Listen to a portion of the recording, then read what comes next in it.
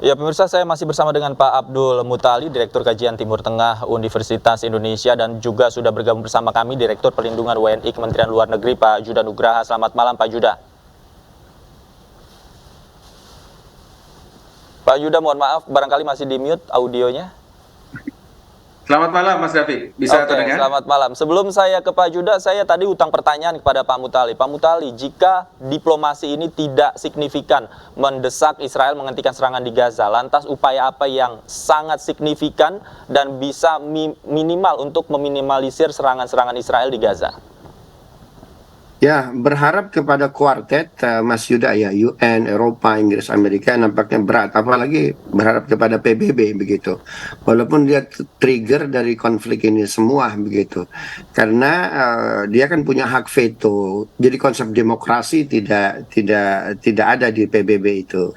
Sehingga sebelum lembaga internasional PBB ini dia direstrukturisasi, direformasi, maka selama itu tidak banyak yang kita bisa peroleh. Sikap Indonesia saya mengapresiasi Pak Judah ya, luar biasa. Bu Retno kita dengar kemarin amat sangat lugas begitu. Saya menghitung sekitar 6 menit 43 detik gitu. Ya, beliau berbicara bahwa bukan hanya sebagai Menteri Luar Negeri, tapi juga sebagai perempuan, sebagai ibu, sebagai nenek, begitu. Dan menariknya beliau membuka dengan Bismillahirrahmanirrahim cukup tegas, begitu ya. Artinya kami nggak menggunakan isu primordialisme ini, kalau mau bisa saja kan begitu. Karena Anthony Blinken, saya ini seorang Yahudi. Nah, saya kira nanti akan melebar kemana-mana. Baik. Nah, di sini katalisator determinansnya adalah Joe Biden, begitu. Saya kira kalau pemerintah kita Pak Jokowi sudah bagus memberikan statementnya, tapi mungkin satu notch lagi mungkin dinaikkan, karena kalau beliau pernah berkunjung ke Pak Putin, ke Zelensky, konflik kedua negara ini, beliau hadir keduanya, maka kalau Pak Jokowi mungkin melalui Mas Judah ini ya, misalkan menelepon Joe Biden paling tidak untuk menghentikan begitu, ataupun paling tidak menyokong lah terhadap Israel. Karena ini luar biasa, kemarin Jabalia itu 400 ini camp pengungsian, luar biasa. Baik. Jadi kalau alasan Israel itu menyerangkan camp pengungsi karena ada pejuang Palestina, nggak benar itu. Karena pejuang Palestina dia di lorong-lorong, dia di bawah, di terowongan, dia tidak ada di apartemen atau mungkin padat penduduk. Demikian Mas David. Baik, saya ke Pak Judah. Pak Judah, informasinya juga upaya evakuasi warga negara dari Gaza juga, warga negara Indonesia dari Gaza juga terus dilakukan. Perkembangannya hingga saat ini seperti apa?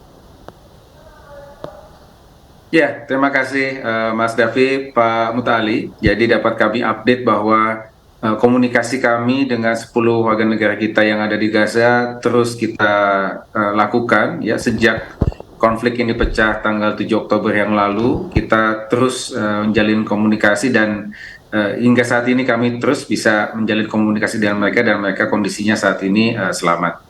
Kita upayakan terus upaya mengevakuasi mereka secepatnya ke luar Gaza. Memang dari 10, 7 yang ingin dievakuasi, sedangkan 3 memilih untuk tetap tinggal di dalam Gaza. Saat ini koordinasi terus kita lakukan dengan berbagai macam pihak yang terkait, ya, termasuk dengan pihak-pihak yang memiliki aset di dalam Gaza. Yang menjadi prioritas kami adalah keselamatan warga negara kita ketika kita melakukan proses evakuasi. Jadi safe passage, jalur aman evakuasi itu mutlak harus diberikan oleh pihak-pihak yang terkait untuk memastikan bahwa setiap pergerakan evakuasi warga kita menuju ke Rafah itu dapat aman. Oke, kalau untuk kendala yang ditemui di lapangan Pak terkait evakuasi WNI di sana seperti apa Pak? Apakah ada kendala? Ya, kita monitor bahwa pintu perbatasan Rafah sudah mulai dibuka untuk evakuasi warga asing dan juga warga Palestina yang luka-luka. Namun kendala saat yang kita hadapi adalah posisi para WNI kita yang ada di Gaza City memang belum aman untuk melakukan pergerakan. Jadi di sekitar rumah Bang Onim ini memang terjadi pertempuran sehingga memang sulit untuk bisa keluar menuju ke Rafah. Perlu sekitar 40 menit ya dari Gaza City menuju ke Rafah. Seperti itu. Namun tetap kita terus komunikasikan dengan pihak-pihak terkait untuk memastikan keamanan jalur evakuasi. Sekali lagi kuncinya adalah safe passage, koridor kemanusiaan untuk proses evakuasi itu memang harus diciptakan. Oke, selain evakuasi juga Indonesia dikabarkan ingin mengirimkan bantuan kemanusiaan ke Gaza, Pak. Hingga saat ini seperti apa prosesnya?